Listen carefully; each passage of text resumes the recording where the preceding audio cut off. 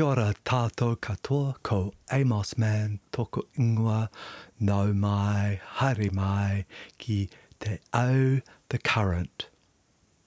The Current opened in May 2019 within Te Papa's Te Taio Nature exhibition and on Te Papa's website. Add your voice to The Current and help solve New Zealand's toughest nature challenges. We'll share your anonymous response with researchers via data.govt.nz.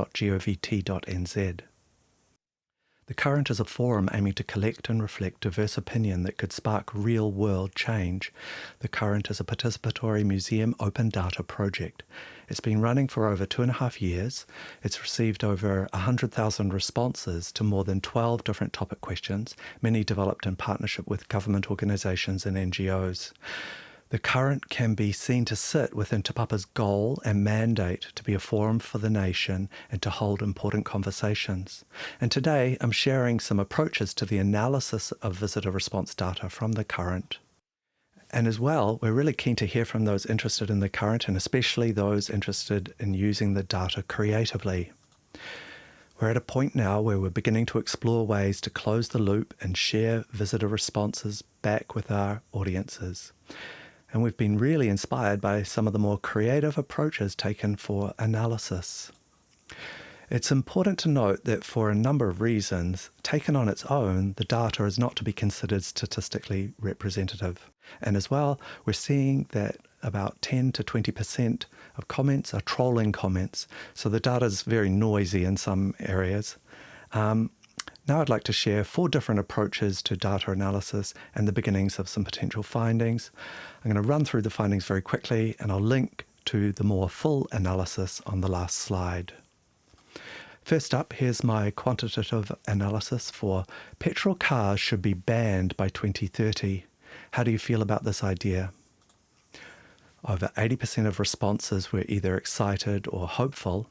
And when we break this down by demographic, we see a very similar response pattern across the demographics collected: age, gender, and the location visitors are visiting from.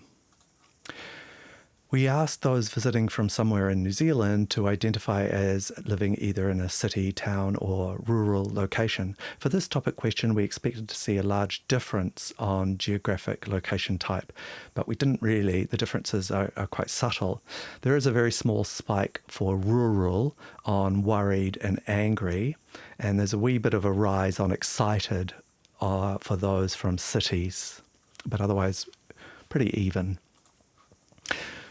So the emotion response pattern is surprisingly even across the demographics, with the vast majority excited or hopeful. Is this because the exhibition is doing such a good job of turning everyone green? Maybe. Interestingly, this topic was run 6 months prior to the government announcement of the Clean Car Standard and Package for 2025, the misnamed Ute tax. So maybe we'd get a different result if we ran the topic today. However, generally, we're not seeing clear insights or strong stories when we look at the emotion responses and demographics alone. The gold is in the free text.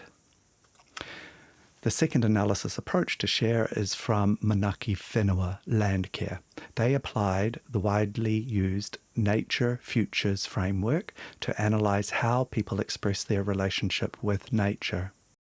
The topic question they analysed was developed by Te Papa in partnership with Department of Conservation in the second half of 2020, just after the second lockdown. Nature helps us get through lockdowns. Workplaces should give back 1 day a month for nature. How do you feel about this idea? Manaki Whenua analysed the comments from young people 24 years and younger. Under the framework, 54% of those responses were coded nature as culture, where people expressed a concept for being part of nature. Most were positive, a small number were negative. For Manaki Whenua, the findings suggest young people increasingly seeing themselves as part of and dependent on nature rather than separate from it. The researchers then collated responses into different poems to reflect each of the Nature Futures framework themes. Here are the positive nature as culture poems.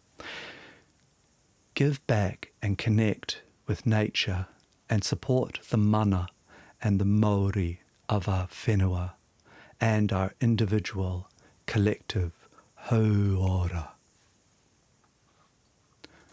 A small number of negative responses described not caring, and there were a number focused on the business and economic downsides of the idea.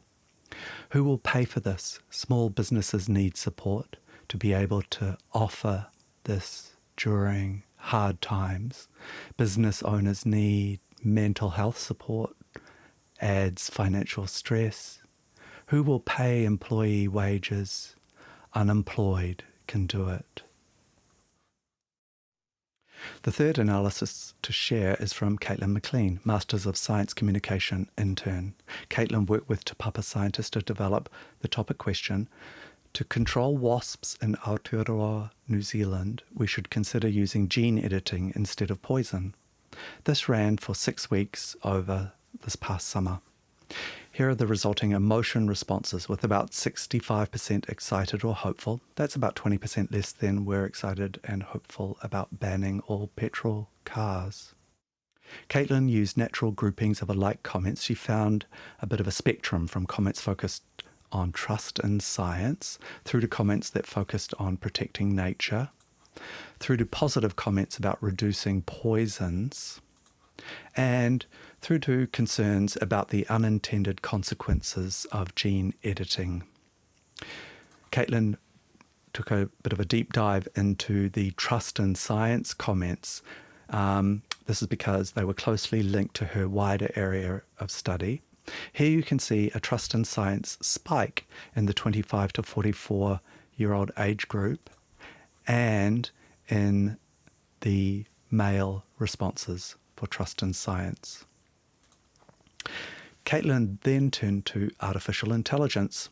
She used each comment grouping to train an AI and then used that AI to generate new text. Here are some of her results. Not politicians. You want science, that's that. Always. We have the tech, but we need a way to apply it. It has always been our duty to the world to make our world a better place. Entrepreneurs. I believe this is a very interesting use of AI, rather than simply taking AI outputs at face value. In a way, she's using the inherent limitations of AI and its tendency towards bias to best effect in the analysis of big qual data. Continuing on the theme of the relationships between restrictions in response to COVID and restrictions in response to environmental issues, we developed the topic question: when our borders reopen, we should limit tourist numbers to protect the environment. This topic ran for about 2 months, up to December 2021. About 62% were hopeful and excited. And Te Papa experience developer Murphy Peoples dug into the comments. She found 44% of comments were focused on protecting nature, 11% focused on COVID safety with no mention of the environment. 9% were focused on balancing the economy with nature and with COVID safety. 6% were strongly focused on the needs of the economy. So comparing comment types across age groups, we can see a dip for protecting nature in the 15 to 24-year-old age group, where a larger proportion of comments focused on economy and safety from COVID. We can also see a dip for protecting nature in the 65 plus age group, or you could look at spikes in the others, depending on how you squint. And as you can see, we've been getting really creative with memes. Thanks, Murphy. We were really inspired by the poetry outputs of Manaki Whenua analysis, and that got us thinking about other ways that comments and analysis could be presented back to our audiences in slam poetry format, maybe, or verbatim theatre. And I was reminded of the Sing It to My Face choir from Barbarian Productions. So how do we close the loop? How do we get all this data back to our visitors and audiences in interesting ways? Today, I've been presenting the work of many others. Great thanks to all those that contributed to this paper. And if you're interested in the current, if you've got creative ideas for the data, or if you just want to explore the data, please do get in touch. Ka kite